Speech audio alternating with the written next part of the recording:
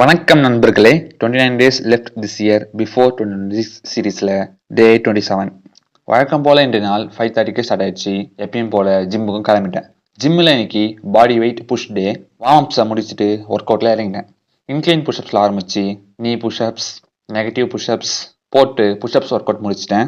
And டிப்ஸுக்கு leg supported dips and single leg supported dips முடிச்சுட்டு ஒர்க் அவுட்டை கம்ப்ளீட் பண்ணிட்டேன்.